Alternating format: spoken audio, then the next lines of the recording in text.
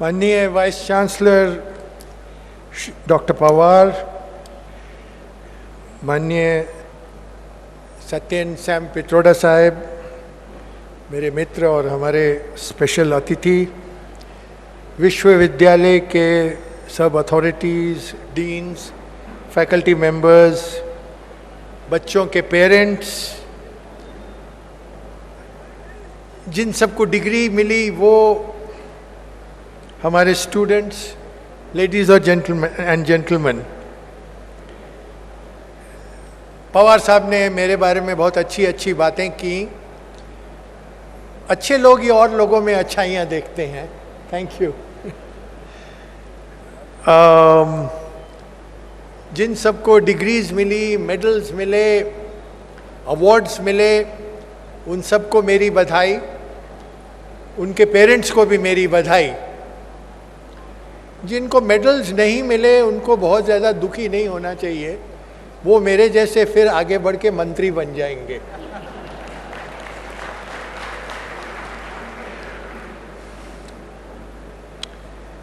मुझे बहुत अच्छा लगता है कि मैं कोल्हापुर आया हूँ। 8-10 वर्ष पहले सकाल का जब 50वां वर्षगांठ थी तो प्रताप राव पवार मुझे यहाँ लेके आए थे और 2-3 दिन के लिए हमने यहाँ जश्न किए। खाना पीना, नाच गाना, कोल्हापुर का कल्चर, भाकरी, मोदक, लाल और पीले करीज, तो बहुत मज़ा आया। किसानों से मिला, फैक्ट्रियों में गया। तब से और अब तक हमारा देश, मैं और कोल्हापुर काफ़ी विकास की ओर और अंतर्राष्ट्रीयकरण की ओर चले गए हैं। मैं ये मानता हूँ, जैसे कि पित्रोदा साहब ने आपको बताया, कि भारत का विकास, उसका ग्लोबलाइजेशन, वो हमारी अपनी स्ट्रेंथ, हमारे गांव की स्ट्रेंथ, कोल्हापुर की स्ट्रेंथ, हमारी यूनिवर्सिटी की स्ट्रेंथ, उस पर निर्भर है। क्योंकि दुनिया के बाज़ार, मैंने अपनी अंग्रेज़ी की स्पीच में लिखा है that the world market is a great handmaiden but a cruel mistress. तो आपको बाज़ार को, दुनिया को आगे हाथ लेके आगे बढ़ना होगा।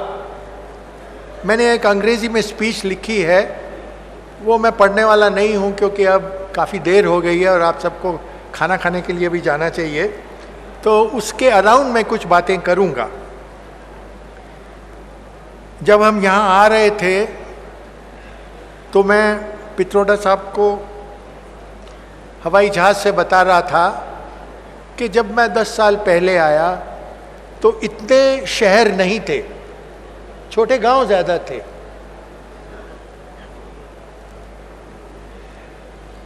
उसको मैं रूरल अर्बन कंटिन्यूम कहता हूँ। गांव और शहर के अंदर क्या कनेक्शन है, उसके बारे में मैं थोड़ी चर्चा करूँगा, क्योंकि उस किस्म का विकास महाराष्ट्र में और इस भाग में बहुत हुआ है। और कई जिन बच्चों को आज डिग्रीज मिली हैं, मैं मानता हूँ कि वो वैसे गांव से आए हैं जो अब शहर बन गए हैं, और जब मैं पहली बार आया था तो वो गांव ही थे, तो अब वो बढ़ रहे हैं। और भारत के साथ, बम्बई के साथ, पूना के साथ और दुनिया के साथ, शिकागो के साथ आपका कोई कनेक्शन हो तो पित्रोदा साहब को भी जाके फ़ोन करिएगा वहाँ, उसके साथ हमारा मिलाप हो रहा है। और मैं ये चाहता हूँ कि आप इसको समझें, उसकी स्ट्रेंथ्स बनाएं, बिकॉज आई रियली बिलीव आज कोल्हापुर, कल पुणे, परसों मुंबई और दिल्ली, और उसके बाद दुनिया आपके हाथ में है। बी टॉल, जैसे कि सत्येन पित्रोदा, सैम पित्रोदा ने आपको बताया, आपकी जनरेशन विकास की जनरेशन है। हम लोगों को शायद मेहनत करनी पड़ी, बहुत गलतियां हमने की, साहब ने आपको बताया, मैं प्लानिंग कमीशन का मेंबर था, तो जो हमारी त्रुटियां उसके बारे में आप मुझे कह सकते हैं कि अलग ये तुम्हारी गलतियां हैं, लेकिन कुछ तो अच्छी बातें भी की होंगी, तब जो अब इस देश का इतना विकास हो रहा है। और मैं ये चाहता हूं कि आप यहां पर प्रगति करें, हमारे कोल्हापुर की प्रगति करें, महाराष्ट्र की प्रगति करें, उसी में अपनी प्रगति करें, और दुनिया में as you said you stand tall. तो थोड़े बहुत जमीन और पानी की बात करूंगा, थोड़े बहुत शहर और गांव के अंदर क्या नियोजन होना चाहिए, क्योंकि उसके ऊपर जो आप सबको बच्चों को जो अपॉर्चुनिटीज मिलेंगी वो उसके ऊपर निर्भर हैं। थोड़ी बहुत टेक्नोलॉजी की बात करूंगा जिसके बारे में सत्येन पित्रोडा ने भी बात की, और अब क्या हो रहा है उसके बारे में बात करूंगा। 20 साल पहले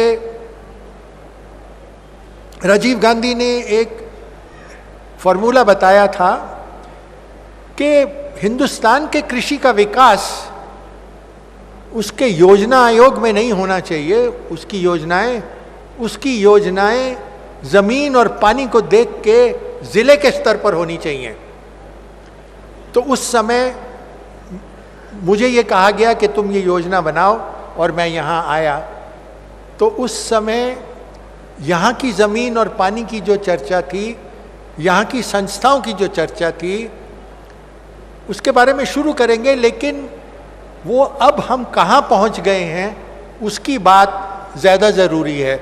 उस समय जबकि कलेक्टर कहता था कि हमको तो गन्ने की जगह फल सब्जी, नई टेक्नोलॉजी के कपास की खेती करनी है, तो वो एक किस्म का ड्रीम था।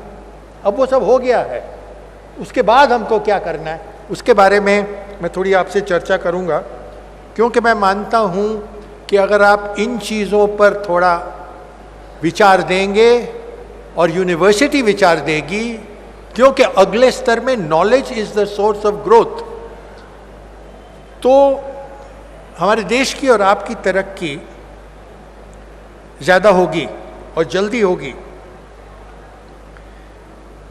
शुरू में हम बात करते थे कि ज़मीन और पानी का अध्ययन होना चाहिए।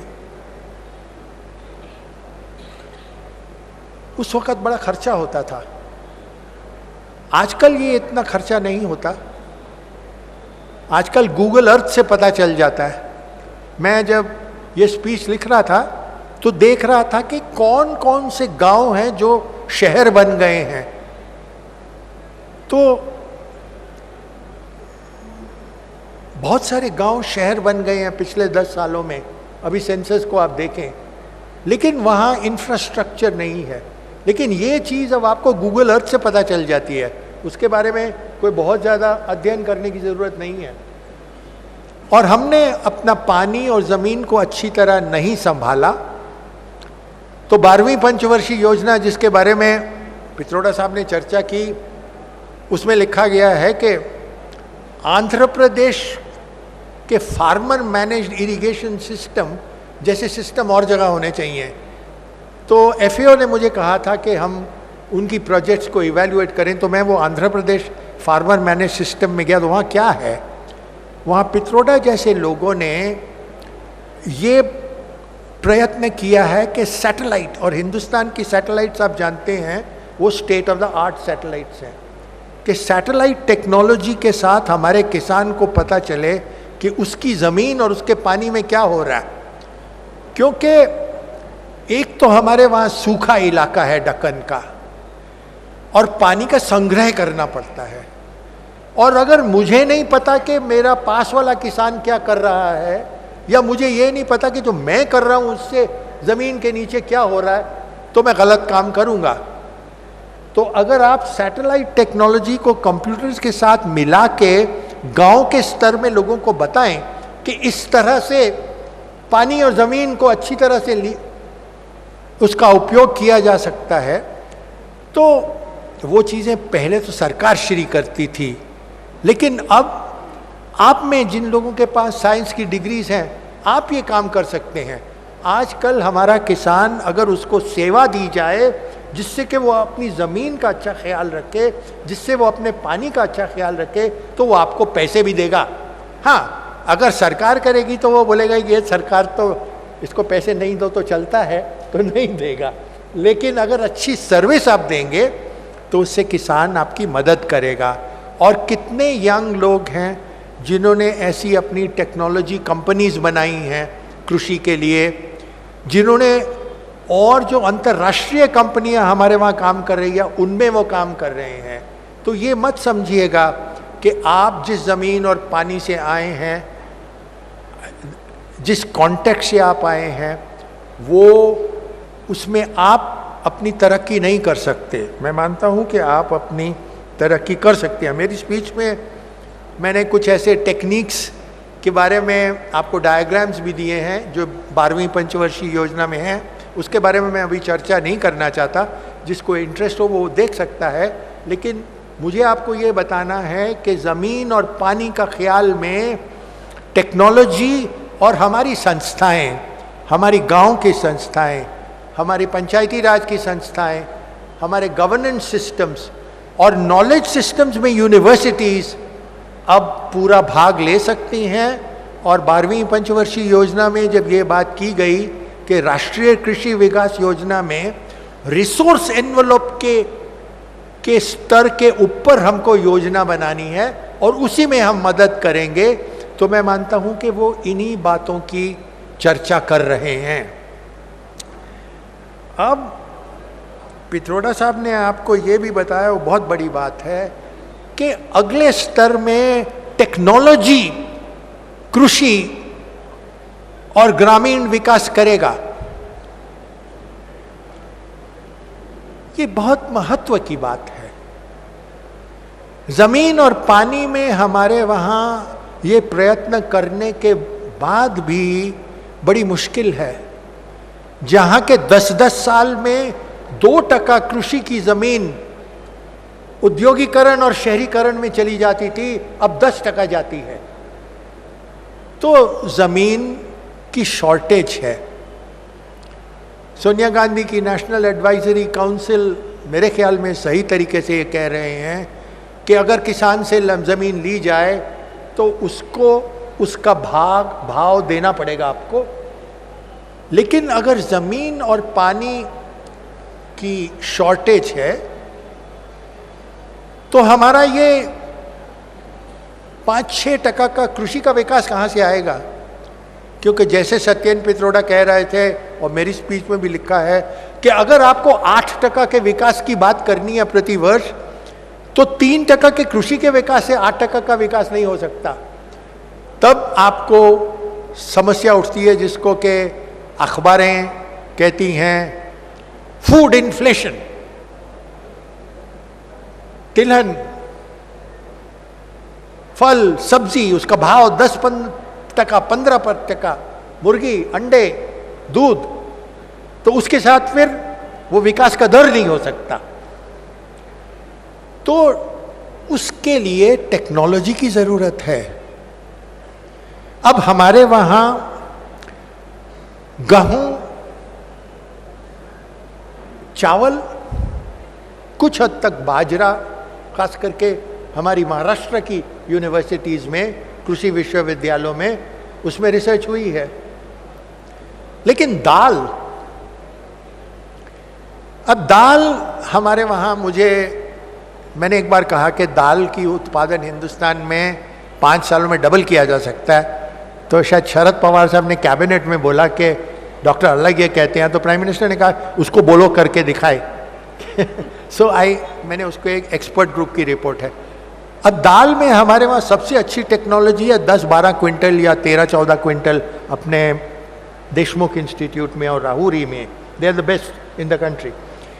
लेकिन ऑस्ट्रेलिया में 22 क्विंटल है, कनाडा में 23 क्विंटल है। वो दाल खुद नहीं खाते, उन्होंने पैसा खर्चा है कि दाल की टेक्नोलॉजी से हिंदुस्तान को दाल भेजो। हमारी 1/4 of our dal demand is imported. तो अगले स्तर में हमको भी 20 क्विंटल करना पड़ेगा, 25 क्विंटल करना पड़ेगा। और उसके लिए ये रूरल डेवलपमेंट इंस्टीट्यूट की वाइस चांसलर बात कर रहे थे, उनको एक योजना बनानी पड़ेगी। I call it a road map.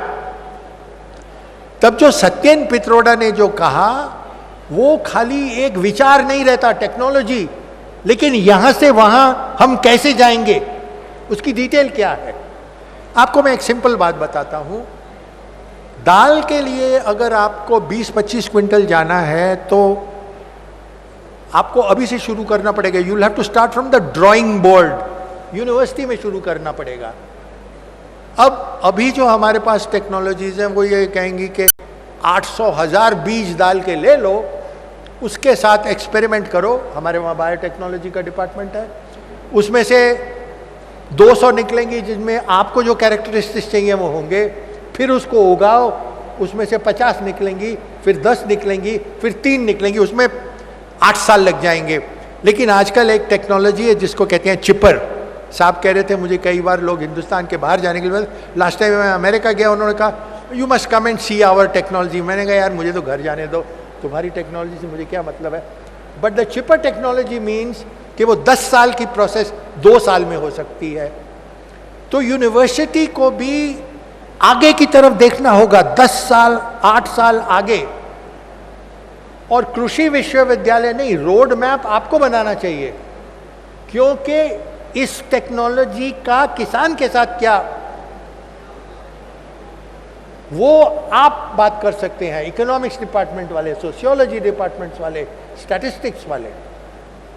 और ये क्यों है कि सेंसस ने ये कहा, माफ कीजिएगा, मेरे स्टेट में ये था, साहब आपको बता रहे थे, किसी ने कहा कि गुजरात में 2000 से 2011 में शहरीकरण खाली 2.5% बढ़ा है। मैंने कहा यह बकवास है। मुझे जब भी सर में दर्द होती है तो मैं अपनी मारुति लेके कहीं चला जाता हूँ और मैं देख रहा हूँ कि छोटे गांव बड़े गांव बन गए हैं, बड़े गांव छोटे शहर बन गए हैं। अच्छा, हमारा सेंसस ये कहता है कि अगर 25% काम लोग कृषि के बाहर हैं, अगर 400 लोग पर स्क्वायर किलोमीटर है, और एक कोई तीसरी बात है मुझे याद नहीं है, तो वो गांव अब शहर हो गया। लेकिन क्योंकि हमारे वहाँ डेमोक्रेसी है और पंचायती राज संस्थाएं हैं, तो वो सरकार को उस शहर को शहर नहीं बनाने देते, बोलने नहीं देते। और गुजरात में 5% का शहरीकरण का विकास हो रहा था, लेकिन उनके प्लानिंग के स्टेटिस्टिक्स में 2.5% थे। अब आपके वहाँ ये हो रहा है, क्योंकि पवार साहब ने मुझे कहा तो मैंने कहा थोड़ा सा होमवर्क कर लूँ, ये बच्चों ने इतनी मेहनत करी है तो बुड्ढे को भी थोड़ी मेहनत तो करनी चाहिए। तो महाराष्ट्र में urbanization is basically census towns. आपके जो स्टैच्यूटरी टाउन्स हैं, कॉरपोरेशंस, म्यूनिसिपैलिटीज, नोटिफाइड बोर्ड्स, वो 251 थे, वो अब 256 हो गए हैं। नो चेंज, 5 बढ़े हैं 10 साल में। स्टैच्यूटरी टाउन्स 280 नए टाउन्स बने हैं पिछले 10 साल में। पिछले 10 साल में 280 ऐसे गांव थे जो शहर बन गए। क्यों शहर बने? क्योंकि किसान, और माफ करिएगा, किसान कई बार महाराष्ट्र के गांव में मैं भी बहुत घूमा हूं, यहाँ की पहली कोऑपरेटिव का मैं मेंबर हूं। तो किसान इज ए लेडी किसान, और वो उस बाजार में जाके बेचती है क्योंकि मांग बढ़ रही है। लेकिन वहां बाजार नहीं है, वहां सड़क नहीं है। जहां जहां ये सब है, मैं गूगल अर्थ से देख रहा था, अभी भी हमने सड़कें नहीं बनाई।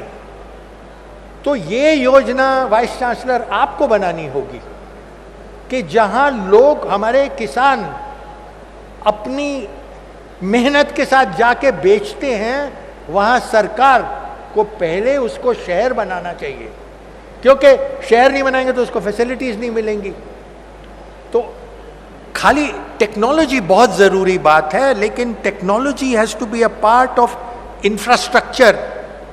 सड़कें होनी चाहिए, फर्स्ट स्टेज प्रोसेसिंग होनी चाहिए, माफ करिएगा, अब कोल्हापुर के गुड़ की इतनी मांग नहीं है, फिर भी अभी भी कोल्हापुर का गुड़ is the best gur in the world, but everything needs to be processed. जहां पर किसान वो चीजें लेके जाता है, वहां अगर उसको आप शहर ही नहीं मानते तो वहां आप क्या फैसिलिटीज देंगे? सो दीज 280 सेंसस टाउन्स, जान के मैंने ये सब आंकड़े अपनी स्पीच में नहीं लिखे, because I would like the teachers of the university to put these in a map and the students to put these in a map and say हमने यहां शहर बनाए, सरकार यहां क्यों नहीं शहर बनाती और हमारी मदद क्यों नहीं करती? तो मैंने आपका बहुत टाइम लिया, स्पीच में मैंने और भी बहुत चर्चा की है,